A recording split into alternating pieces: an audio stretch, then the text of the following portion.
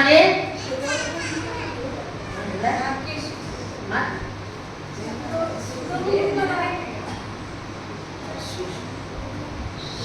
సొదొమ గొమొర్రా పట్టణం. ఏ పట్టణం అమ్మా? సొదొమ గొమొర్రా పట్టణం ఎట్లుందంటే చాలా భయంకరం. ఇక్కడ యోనా ఏ పట్టణానికి పొమ్మన్నాడు? నీనవే పట్టణానికి పొమ్మన్నాడు. ఏ పట్టణానికి? నీనవే పట్టణానికి పొమ్మన్నాడు. ఆ నీనవే పట్టణం ఎలా ఉందంటే దేవుని దృష్టికి బహు ఘోరంగా ఉన్నాడు. ఏమిట్రా ఈ పట్టణం ఎంత గలిచింది, ఎంత భయంకరంగా ఉంది. యోనా, నీవు ఆ పట్టణానికి వెళ్ళి ఆ పట్టణస్తుల దోషము నా దృష్టికి చాలా ఘోరంగా కనపడ్డాడు. నీవు వెళ్ళి వాళ్ళకి ఈ విషయం తెలుపు. సరేనా? సరే స్వామి వెళ్తాను అన్నాడు. ఎవరు? యోనా. యోనా చెప్పినాడు దేవుడు. సొదొమ గొమొర్రా పట్టణం చూస్తే భయంకరంగా ఉంది. అక్కడ వాది వరుసలు లేదు, చిన్న పెద్ద లేదు, తల్లి పిల్ల లేదు, ఏమీ లేదు, సర్వమును జరుగుతూ ఉంది. కోరికరపడ ఎంత భయంకరంగా. మన ఒక మహానుభావుడు తాను పుట్టించిన కూతురినే గర్భవతం చేసినాడు. ఎంత చండాలమైన దుర్మార్గులు లెక్కేస్తాడు. తాను పుట్టించిన కూతురునే గర్భవతం చేసినాడు. ఆ గ్రామం నుండి ఆ గేదె ఉండే వాళ్ళందరూ కూడా ఆయన పట్టుకొని స్తంభాన్ని కట్టేసినాడు. ఎంత దుర్మార్గం చూసినా వారి ఆ సంఘటన మనం కన్నులారా చూస్తే ఠూ అంటాడు. అంత భయంకరమైనగా మారినట్ట. ఏ పట్టణం అది? నీనవే పట్టణం అనే ఆ పట్టణము అంత దేవుని దృష్టికి అంత భయంకరంగా మారిపోయినట్ట. అంత భయంకరంగా దేవుని దృష్టి కనపడుతున్నట్ట. అందుకే యోనా చెప్పినాడు, ఓలా యోనా, నీవు నీనవే పట్టణానికి వెళ్ళి ఆ పట్టణస్తుల దోషము నా దృష్టికి చాలా ఘోరంగా కనపడుతుంది. కాబట్టి నీవు లేచి నీనవే పట్టణానికి పోయి దానికి దుర్గతి కలుగునని ప్రకటించు. ఆ నీనవే పట్టణానికి ఇంకా దుర్గతి కలుగుతూ ఉంది, కలగబోతా ఉంది, నేను కలిగించబోతున్నాను. నీవు వెళ్ళి నా మారుగా పట్టణస్తులకు చెప్పరాని యోనాను పంపించాడు. యోనాకు చెప్పితే యోనా చేసినాడు. చూడండి 3వది. అయితే యెహోవా సన్నిధిలో నుంచి తర్షీషు పట్టణానికి పారిపోవాలనని యోనా పోయి యొప్పకు పోయి తర్షీషునకు ఒక ఓడను చూసి ప్రయాణమునకు దేవుడు ఇచ్చి యెహోవా సన్నిధిలో నిలువగా ఓడవారితో కూడి తర్షీషునకు పోవుటకు దేవుని భయమే లేనప్పుడు పెద్దల భయం ఎట్లుంటుంది, నాయకుల భయం ఎట్లుంటుంది, ప్రభుత్వాల భయం ఎట్లుంటుంది, ప్రజలు. ఈ యోనా నీనవే పట్టణానికి బొమ్మంటే తర్షీషు పట్టణానికి వెళ్తాను. కేవు ఇచ్చినాడు. ఓడ రెడీ ఉంది. ఆ ఓడలో ఎక్కడానికి ఛార్జీ ఇచ్చినాడు. ఛార్జీ ఇచ్చి ఆ ఓడలోకి వెళ్ళిపోయినాడు. వెళ్ళిన తర్వాత యెహోవా సముద్రము మీద పెద్ద గాలి పుట్టింపగా సముద్రమందు గొప్ప తుఫాను రేగి ఓడ బద్దలైపోయే గతి వచ్చింది. దేవుడు పొమ్మన్నాడు, ఆయన నువ్వు చేరిపోయాడు, అలా నువ్వు తీసుకొని రమ్మంటే. హలో, ఏమన్నా పోయినావా వచ్చేరుకో? పోయినా వచ్చేరు పోయినావా? ఎక్కడ పోయినావు? పుట్టబట్టుకు వచ్చినా. ఎక్కడ పోయినాను? పుట్టబట్టుకు వచ్చినాను. వచ్చేది కదా రా పొమ్మని అంటే ఏమో గట్టను తగ్గినాను. అక్కడికి వచ్చిలే.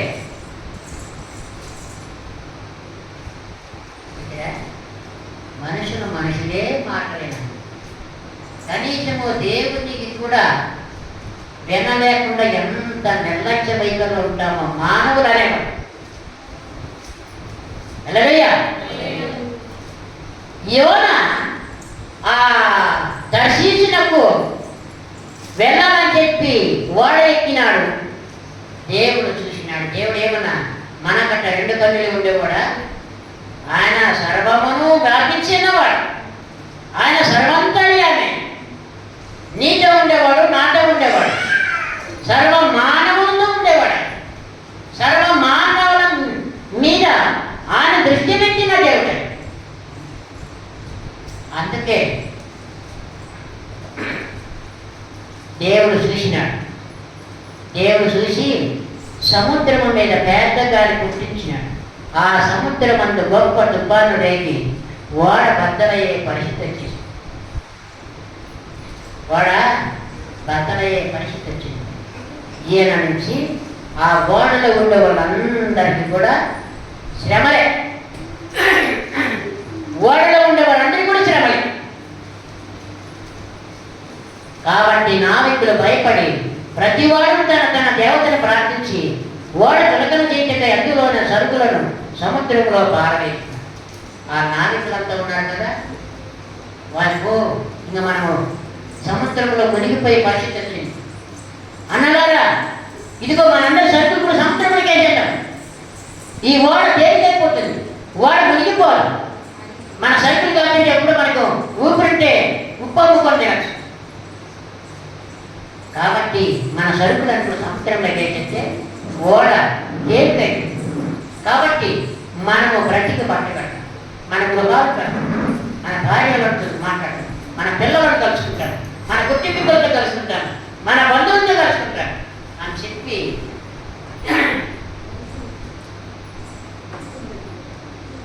అందరూ కూడా ఆ ఓడలో ఉండే సరుకులన్నీ సముద్రంలోకి వేసేసినాడు. అప్పటికి యోనా ఓడ దిగువ భాగమునకు పోయి పట్టుకొని గాఢంతరపోయి ఉండాడు. ఎవరమ్మా? యోనా ఏం చేస్తున్నాడు? ఓడ బాగా అడుగు భాగానికి పోయినాడు. పోయి బాగా నిద్రపోతున్నాడు. వీళ్ళేమో ప్రాణాలు అరచేతులు పడుతున్నారు. ఉండే సరుకులను కూడా సముద్రంలోకి వేసేసినాడు. బ్రతుకు జీవుడా అని కనపడతాడు. ఈ మనోడు ఈరోజు వస్తే బాగా కిందికి పోయి బాగా పట్టు పెట్టుకుని తర్వాత యోనా మాత్రం నిద్రపోయి వస్తామని యోనా మాదిరి 7 గంటల వరకు నిద్రపోయి ఉండాలి, 8 గంటల వరకు నిద్రపోయి ఉండాలి.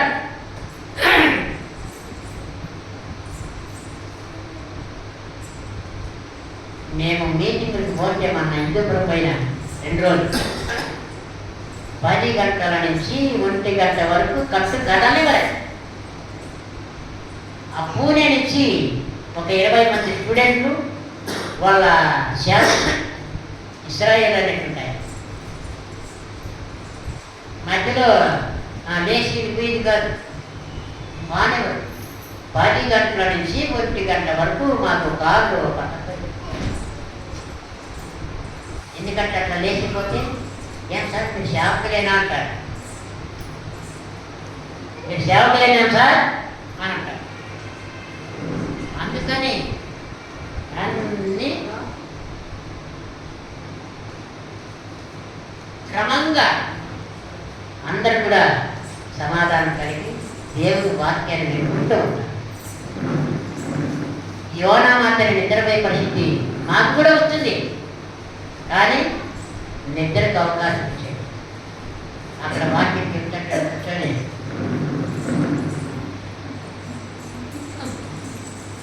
ఉడికేంత వరకు లేదు. అందుకని యోనానేమో ఇక్కడ బాగా హాయిగా నిద్రపోతున్నాడు. యోనా మాదిరి మనలో కొంతమంది ఉన్నారు, బాగా హాయిగా నిద్రపోయి ఉంటారు. 7 గంటల వరకు నిద్రపోయి ఉంటారు, 8 గంటల వరకు నిద్రపోయి ఉంటారు. హల్లెలూయా.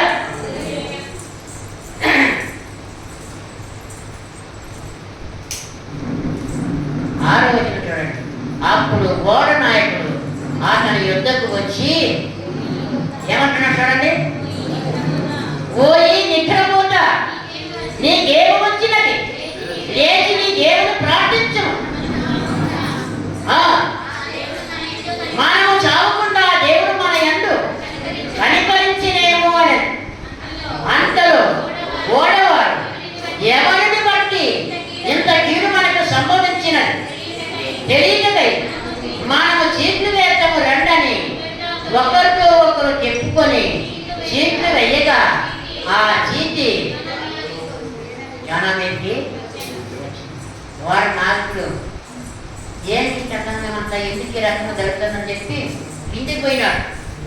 వాడు కిందికి లోపడే కిందికి పోయి చూస్తే మనోడు బాగా బరకు పెట్టిన తర్వాత ఎవరమ్మా యోనా. ఆ ఓడ నావికుడు ఏమన్నాడు సార్ చదివినాం కదా, పోయి నిద్రపోతా అన్నాడు. పోయి నిద్రపోతా అన్నాడు.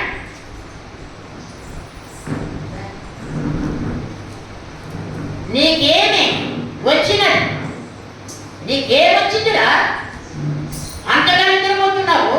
పట్ట పొగలు నువ్వు అంతగా నిద్రపోతున్నావే, నిద్రపోతాడా? నువ్వు లేచి నీ దేవునికి ప్రార్థించు. నీ దేవునికి నువ్వు ప్రార్థన చేయి. నీవెవరు? నువ్వెక్కడి నుంచి వచ్చినావు? నువ్వు ఏ ఊరి నుంచి వచ్చినావు? ఏ పట్టణం నుంచి వచ్చినావు? నీకు వచ్చిన గతి ఏమిటి? ఈ రీతిగా సోమరిపోతుపోయి నిద్రపోవడానికి నీకేమొచ్చినది? లేచి నీ దేవుని ప్రార్థించాలా? మనందరం కూడా చచ్చిపోయి పరిస్థితి వచ్చింది. సముద్రంలో పడిపోయి మునిగిపోయి చచ్చిపోయి పరిస్థితి. అందుకే నీవు లేచి నీ దేవుని ప్రార్థించు.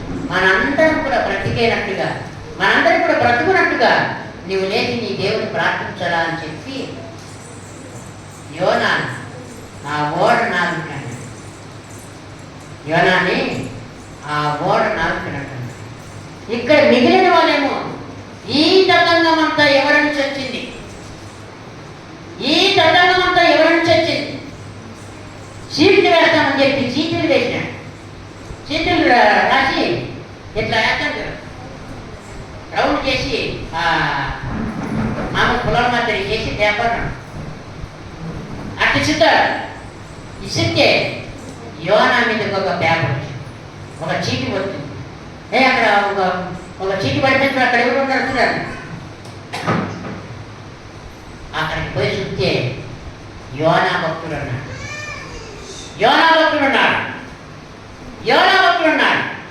వారు అతను చూసి, ఎవరిని బట్టి కీడు మనకు సంభవించిందో, ఈ వ్యాపారం ఏమిటి, నీ దగ్గర వచ్చినావు, నీ దేశం ఏంటి, నీ జనం ఏంటి, ఈ సంగతి అంతా కూడా మాకు తెలియచెప్పు అని చెప్పి యోనాను ప్రశ్నిస్తున్నాడు.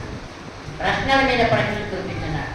ఇది నీ వల్ల జరిగింది, ఎందుకు ఈ రీతిగా, నువ్వెవరు, నువ్వు ఎందుకు వచ్చినక్కడ అని చెప్పి యోనాను అడిగితే ఆ యోనా చెప్తున్నటువంటి చూడండి 9వ వచనం, అతడు వారితో ఇట్లనెను, నేను హెబ్రీయుడు, సముద్రమునకును భూమికిని సృష్టికర్తయే, ఆకాశమంతుడు దేవుడై ఉన్న యెహోవాయందు నేను భయభక్తులు గలవాడనై ఉన్నాను.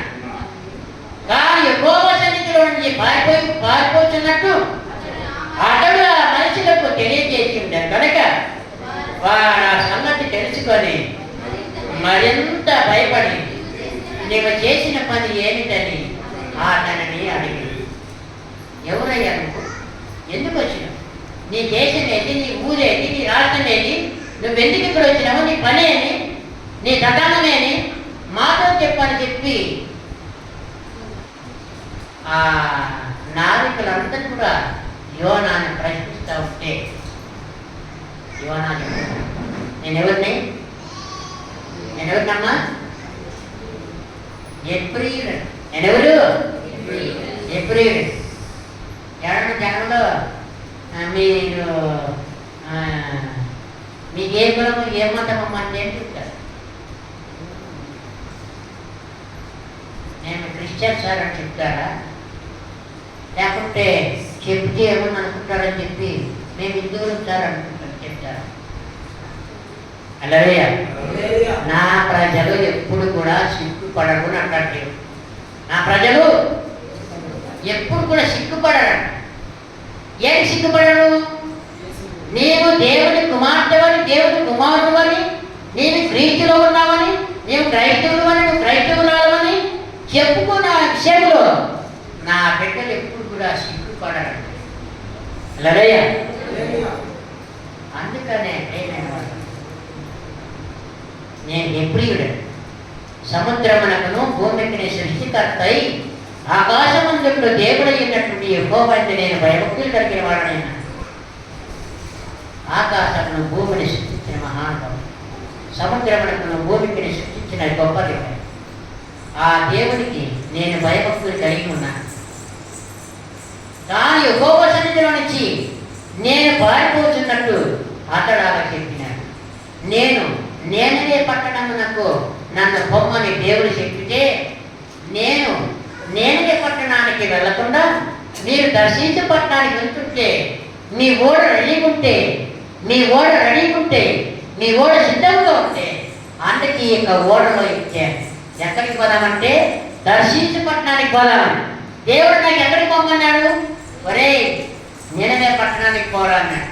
కానీ నేను దేవుని మాటను పెడచెవిని పెట్టి దేవుని మాటను నిర్లక్ష్యం చేసి దేవుని మాటకి విరోధంగా దేవుని మాటకు లెక్క తీయకుండా దేవుని మాటకు భయము భక్తి లేకుండా దర్శించి పట్టణానికి వచ్చినాను. అందుకే మీ ఓడ ఎక్కినాను. వారు నీ పాఠం కాదు. అయితే ఇదంతా కూడా ఇంత కీడు జరగబోతుందంటే జరుగుతుందంటే కేవలం నీ ద్వారానే జరుగుతూ ఉంది అని వాళ్ళకి అర్థమైపోయింది.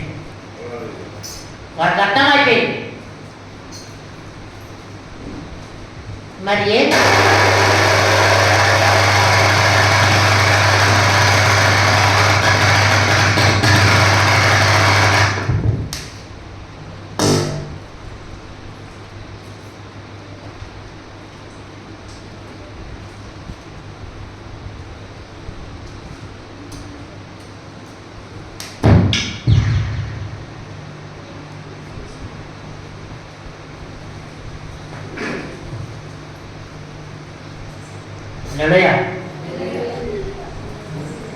నీవు చేసిన పని ఏమిటి అని చెప్పి వాళ్ళందరూ కూడా అతన్ని అడిగినారు. అప్పుడు వారు సముద్రము పొంగుతాము 11వ వచనం తుఫాను అధికమవుతున్నది, సముద్రము మా మీదికి రాకుండా నెమ్మదించినట్టు నేను నీకేమి చేయాలయ్యా చెప్పినట్టు. సముద్రం పొంగుతా ఉంది, తుఫాను పైకొస్తా ఉంది, మా పైకొస్తా ఉంది, నేనేమి చేయాలి నేను చెప్పాను. ఎవరన్నా అడిగినారు, నేనేమి చేయాలి, నేను ఏమి చేస్తే ఈ తుఫాను ఆగిపోతుంది, ఏమి చేస్తే ఈ తుఫాను నిమ్మలం అయిపోతుంది, ఏమి చేస్తే ఇది తుఫాను మా మీదికి రాకుండా ఉంటుంది అని ఆ నావికులందరూ కూడా యోనాను పదే పుచ్చి అడిగారు. అయ్యలా ఏమి నేను చెప్పినట్టు చేయను, మేము నీకేం చేయాలని చెప్పి యోనాను అడుగుగా, యోనా నన్ను బట్టే ఈ గొప్ప తుఫాను మీ మీదికి వచ్చినని నాకు తెలిసేనని. ఆల్రెడీగా యోనా కూడా తెలుసుంది. అన్నలా ఈ గొప్ప తుఫాను, ఈ గొప్ప కీడు నీ మీదికి రావడానికి నేనే కాదు. కాబట్టి నన్ను మీరు ఎత్తి ఆ సముద్రంలోకి వేసి, నన్ను బట్టే కదా ఎంత కీడు జరుగుతూ ఉంది, నన్ను బట్టే కదా మీరు కూడా ప్రాణాలు పోగొట్టుకునే దానికి సిద్ధపడుతున్నారు. కాబట్టి ఇదిగో నన్ను నేను ఎత్తి సముద్రంలోకి వేసింది అని చెప్పి యోనా ఆ ఓడ నాయకులందరికీ చెప్పిన తర్వాత వారు ఓడ దరికి తెచ్చుటకు చెట్లను బహు బలముగా వేసి గాలి తుఫాను ఎదురై తుఫాను బలము చేత సముద్రము పొంగి ఉండుట వలన వారి ప్రయత్నము వ్యర్థమైంది. వారు చేసే ప్రయత్నం అంతా వ్యర్థమైపోయింది. కాబట్టి వారు యెహోవాని చిత్త ప్రకారంగా నైవేద్యమును చేయించి, ఈ మనిషిని బట్టి మమ్మల్ని లయం చేయకుందుగాక, నిర్దోషిని చంపితురన్న నేరము మా మీద మోపకుండా ఉందుగాక అని చెప్పి వాళ్ళు దేవునికి ప్రార్థన చేస్తున్నారు. అయ్యా మేము ఇటువంటి నీతిమంతుని చంపితమనేటువంటి నేరము మా మీద మోపకుండా ఉంటామని మేము నమ్ముతున్నాం. ఇదిగో ఈ మనిషిని బట్టే ఎంత తతంగం జరిగిందన్నది నీకు తెలుసు. అందుకని మేము ఒకవేళ సముద్రంలోకి వేస్తే ఈ నీతిమంతుని మేము సంపితమన్నటువంటి అపరాధము మా మీద మోపకుండా ఉండువుగా కానీ వాళ్ళు దేవునికి ప్రార్థన చేస్తున్నారు. హల్లెలూయా.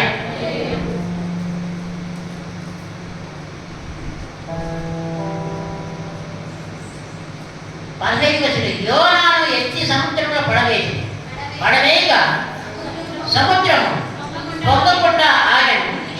ఇది చూడగా ఆ మనుషులు యెహోవాకు మిగులు భయపడి ఆయనకు బలి అర్పించి మొక్కుబడులు చేసి గొప్ప మత్స్యం ఒకటి యోనాను మృంగవలనని యెహోవా నియమించి ఉండగా యోనా 3 దినములు ఆ మత్స్యం యొక్క కడుపులో ఉండెను.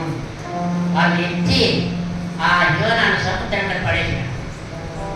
సముద్రంలోకి ఎప్పుడైతే యోనాను పడేసినారో దేవుడు చేపకు ఆజ్ఞ ఇచ్చినాడు. దేవుడు చేపకు ఆజ్ఞ ఇచ్చినాడు. చేపకు ఆజ్ఞ ఇచ్చిన తర్వాత ఆ చేప సముద్రంలోకి వచ్చింది. సముద్రంలో ఉన్నారు అంటే పైకి వచ్చింది. ఎప్పుడైతే యోనా ఎత్తి అక్కడ సముద్రంలో వేసినారో రకాన ఆ మత్స్యం ఆ యొక్క చేప యోనాను రకాన మింగేసి. హల్లెలూయా. మనము కూడా ప్రియమైన వాళ్ళారా సమస్యలు అనేటువంటి వాటితో మింగబడ్డాం. ఎన్ని సమస్యలు వచ్చినా ఆ సమస్యలు సర్దుమడవు. ఎందుకంటే యోనా మాత్రం నిద్రపోతులుగా ఉండి దేవుడిని నిర్లక్ష్య పెట్టేటువంటి మనకి ఇట్లాంటి సమస్యలు మనకు గొప్పలుగా వస్తూ ఉన్నాయి. మనము ఏది చేసినా ఆ సమస్యల నుంచి విడుదల పొందుకోలేదు. మరలాదేమో దేవుడి మీద నిందలేదు. ఎందుకో దేవుడు మా పై చాలా కట్టుబడతాడు. మేము రోజు పాఠం చేసుకుంటాం. అయినప్పుడు నాకు రోగం బాగేస్తాడు. అయినప్పుడు మాకు సమస్యలు బాగేస్తాడు. ఏమిటో మా మీద ఎంత నిర్లక్ష్యం ఎంత మరి పక్కబట్టినాడని చెప్పి మనము దేవుడి మీద నిందరా. హల్లెలూయా. మనము చేసిన పొరపాటుకి మనము చేసిన తప్పులకి దేవుడి మీద నిందరము. నేను చెప్పాను కదా, నేను చేసిన పొరపాటుకి మేము ముగ్గురము అనుభవించినాము. ఏదో మా యొక్క భూమికి అనుభవించి గవర్నమెంట్ భూమి అని చెప్పి 4 చెట్టు పెడితే దుర్మార్గులు ఎంత దుర్మార్గంగా మరి ప్రవర్తించినాడు. అంత టార్చర్ పెట్టి 3 నెలలు అప్పుడు అర్థమైంది ప్రభు నీ సిద్ధము కాదు. మేము కానీ అక్కడ చెట్టు పెట్టి కోటీశ్వరులం అయిదామని కాదు, లక్షాధికారులు అయిదామని కాదు ప్రభు. ఒక చెట్టు నాటితే ఆ చెట్టు 10 మందికి ఆశ్చర్యం ఇస్తుంది. ఒక చెట్టు నాటితే ఆ చెట్టు కొన్ని ఫలాలు ఇస్తుంది.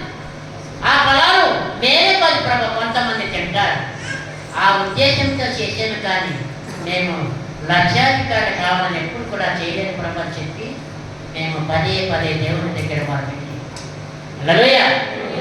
అందుకని ప్రేమైన వల్ల మనకి ఈ సమస్యలన్నీ కూడా చుట్టుకుంటాయి. ఈ సమస్యలన్నీ చుట్టుకుంటాయి. దేవుని కార్యాలంటే నిర్లక్ష్యపడ్డారు. దేవుని మందిరానికి రావాలంటే నిర్లక్ష్యం చేస్తారు. దేవుణ్ణి ఆరాధించాలంటే దాచాలంటారు. అదే ఈ లోకానుసారమైన కార్యాలైతే మెండుగా దూరి వెళ్ళిపోతాం, పరిగెత్తిపోతాం. ఎందుకంటే దేవుని కార్యాలకైతే దాబేలు మందిరం పోతాం. దేవుని కార్యాలకైతే దాబేలు మందిరం పోతాం. ఈ దేవుని కార్యాలకు వచ్చి ఇంటికి ఎట్లా పోతామంటే కుందేలు మా అవతారం ఇస్తాం. ఎట్లా ఇస్తాము? కుందేలు మందిరం వెళ్ళిపోతాం. యోనాకుడు ఇంకో నిద్రపోతుగా ఉండి తన ద్వారా ఇంకో నావికులకు లేని దండాలు ఇచ్చినాడు. అందుకే అన్యదేవులతో పోయి నిద్రపోతానికి ఇచ్చుకున్నాడు. మనం ఎవరైనా నిద్రపోతున్నామంటే ఇప్పుడే దేవుని దగ్గర క్షమాపణ. హల్లెలూయా. దేవుని మాట వినకుండా ఉండే వాళ్ళు ఉంటే ఇప్పుడే దేవుణ్ణి క్షమాపణ.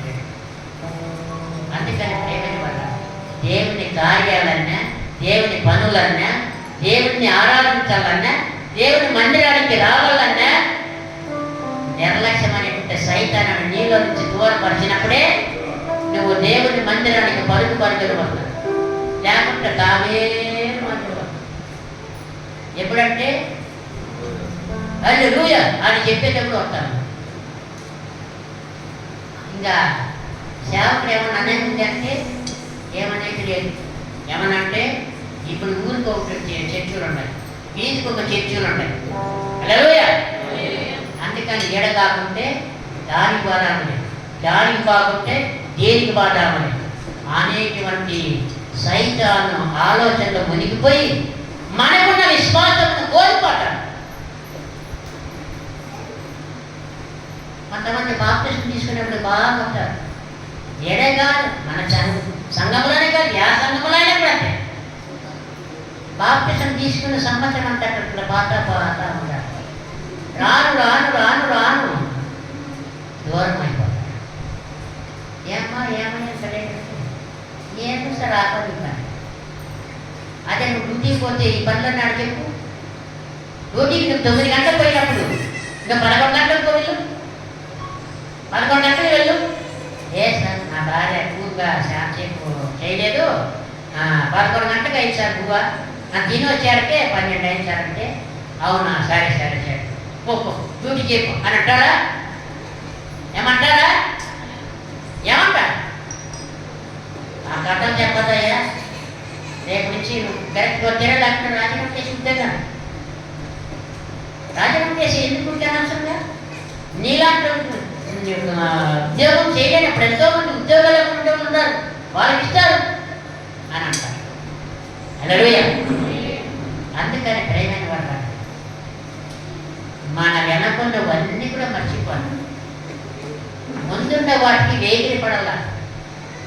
అందుకే యోనాను ఎత్తి సముద్రములకు వేస్తేనే ఆ సముద్రములకు వచ్చిన శాప నోరు చేసి ఆ యోనను గబక్కన మింగేసి లోపలికి వెళ్ళి అప్పుడు యోనా పరిస్థితి ఎక్కడ చూడండి. ఆయన చచ్చిపోలే, యోనా చచ్చిపోలే కడుపులో. ఏ కడుపులో? మత్స్యము కడుపులో, చేప కడుపులో. ఆయన చచ్చిపోలే, దేవునికి మొరపడతాడు. దేవునికి మొరపడతాడు. రెండో చదవండి, ఎలా ప్రార్థన చేస్తున్నాడు?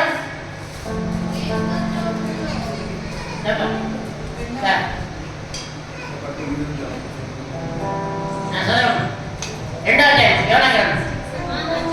ఆ మత్స్యం కడుపులో నుండి యోనా యెహోవాను ఇలాగున ప్రార్థించాను, నేను ఉపద్రవములో ఉండి యెహోవాకు మనవి చేయగా ఆయన నాకు ప్రత్యుత్తరం ఇచ్చాను. పాతాళ గర్భములో నుండి నేను కేకలు వేయగా నీవు నా ప్రార్థన అంగీకరించి ఉన్నావు. నీవు నన్ను అగాధమైన సముద్ర గర్భములో పడవేసి ఉన్నావు. ప్రవాహములు నన్ను చుట్టుకొని ఉన్నది. నీ సన్నిధానములో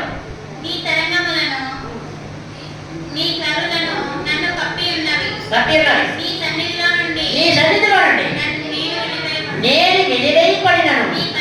నీ పరిశుద్ధ ఆలయం కట్టు మరలా సూచనను అనుకొట్టుని ప్రాణాంతము వచ్చినందుగా జలములు నన్ను చుట్టుకొని ఉన్నవి. సముద్రమాగాఢం నన్ను ఆవరించి ఉన్నది. సముద్రము నాచు నా తలకు చుట్టుకొని ఉన్నది. నేను మరెన్నటికీ ఎక్కి రాకుండా భూమి గడియలు వేయబడి ఉన్నవి. పర్వతముల పునాదులలోనికి నేను దిగి ఉన్నాను. నా దేవ యెహోవా, నీవు నా ప్రాణము ఊపములో నుండి పైకి రప్పించి ఉన్నావు.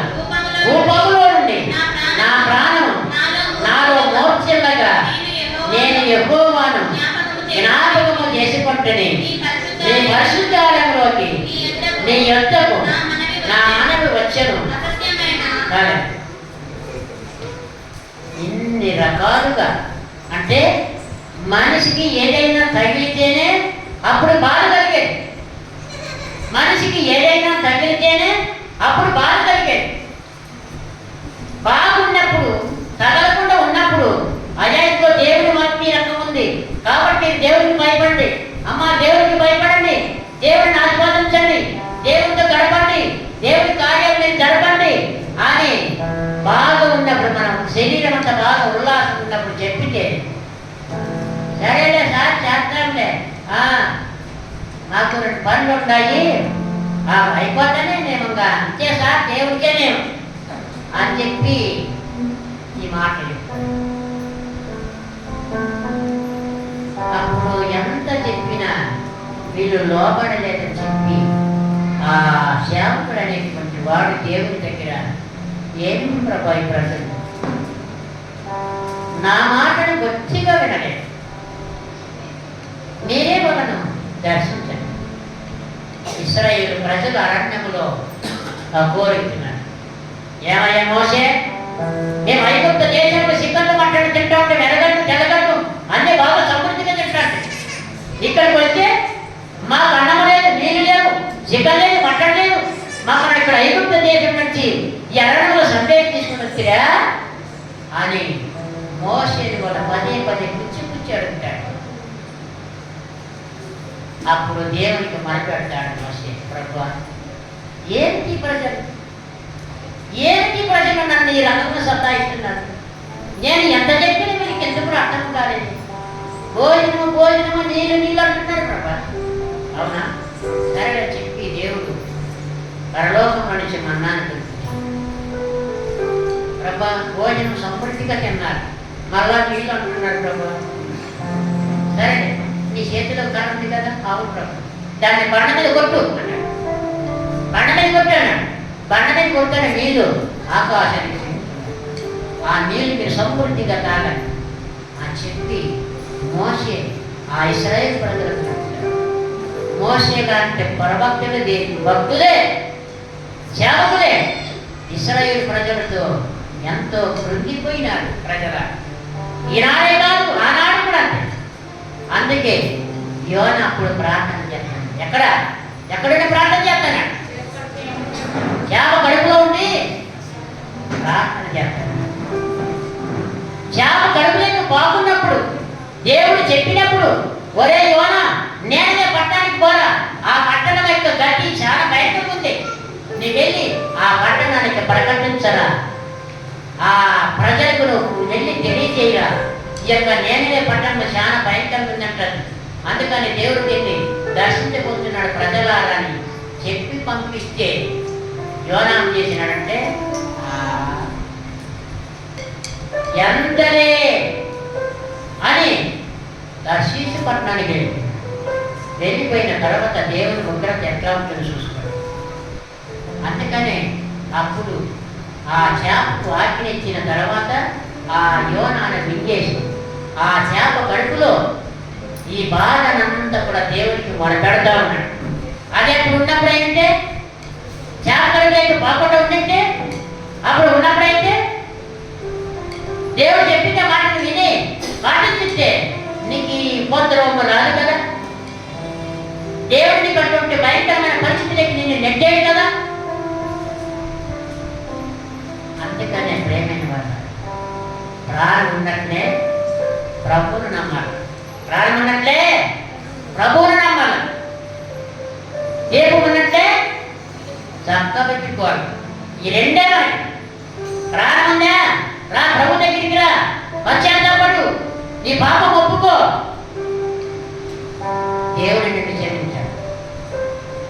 దీపం ఉన్నట్లే నీళ్ళంతా చక్కబెట్టి ఎక్కడ వస్తువులు అక్కడ అమర్చేసి, అంతేగాని కరెంట్ పోయిన తర్వాత నువ్వు దారాడితే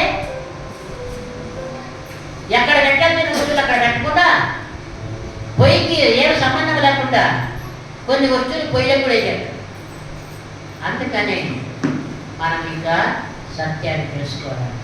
దానికి ఆ యోన ప్రార్థన చేస్తాడు, ఎంత వేదనగా ప్రార్థన చేస్తాడు, అంత వేదనగా ప్రార్థన చేస్తున్నాడు.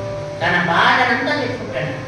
ఆ చేప కడుపులో ఏవైతే అతను చుట్టుకొని ఉంటాయో అవన్నీ కూడా చెప్తా ఉన్నాడు. యోన దేవునితో ప్రార్థన చేసుకుంటాడు. అందుకనే ప్రేమని వాడు 8వ వచనంలో అసత్యమైన వ్యర్థదేవతలందు లక్ష్యమించేవారు తమ కృపాధారములను విసర్జించరు, కృతజ్ఞతాస్తుతులు చెల్లించి నేను నీకు బలులు అర్పించను, నేను మొక్కుకొనిన మొక్కుబలను చెల్లింపక మానను, యెహోవా యొక్కటే రక్షణ దొరుకునని ప్రార్థన చేసినాడు. యోన మాదిరి మనం కూడా బాగా నిద్రపోతూ బాగా నిద్రపోతూ దేవుడు మనల్ని హెచ్చరించినప్పుడు అప్పుడు సంపద పెట్టుకొని అయ్యో ప్రభా నన్ను క్షమించండి అయ్యా, ఇది నాది పొరపాటు అయిపోయింది, నాకు తప్పు అయిపోయింది అని చెప్పి మనము చెంపలు అదగొట్టుకొని మనము ప్రార్థన చేస్తే అప్పుడు దేవుడు కూడా నీ తప్పులు, నీ యొక్క పాపాన్ని, నీ యొక్క నిర్లక్ష్యాన్ని క్షమించగలుగుతాడు. అలా ఉండకూడదు. యోనా మాదిరి నిద్రపూర్తిగా ఉండకూడదు.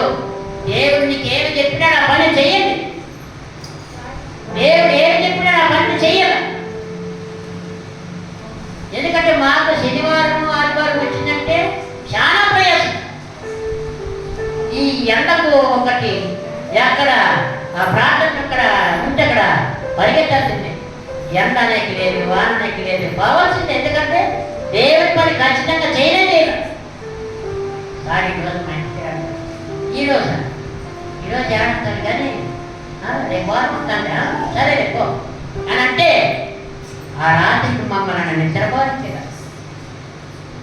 అసలు మా యొక్క మనస్సు ఏదిస్తుంటుందేమో ప్రార్థనకు రాలేను, ఏ వారం వస్తానని చెప్పినా దేవుడు ఏమంటాడు అనేది మా యొక్క మైండ్లో తిర్ర తిరుగుతాడు.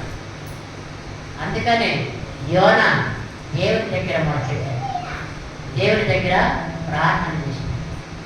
అంతలో 10వ వచనం, యెహోవా మత్స్యమునకు ఆజ్ఞ చేయక అది యోనాను నేల మీద కక్కి వేసింది. మత్స్యమా నీవు గట్టుకు వెళ్ళి ఆ సముద్రపు ఒడ్డుకు వెళ్ళి నా భక్తులను కక్కేసి 3 రోజులు యోనా చేప కడుపులో ఉంటాడు. 3 రోజులు యోనా చేప కడుపులో ఉంటాడు. 3వ రోజు దేవుడు చేపకు ఆజ్ఞ ఇచ్చిన తర్వాత ఆ చేప ఒడ్డుకొచ్చి అని చెప్పి కక్కేసి అప్పుడు అర్థమైంది, ఓ ప్రభా నువ్వు చెప్పిన మాట వినకుంటే మాకు ఈ పరిస్థితి ఈ రకం ఎంత ఘోరంగా ఉంటాయా అని చెప్పి యోనాకు అర్థమైపోయింది. యోనాకి అర్థమైపోయింది పిల్లలు. అందుకనే 3వ అధ్యాయం చూడండి.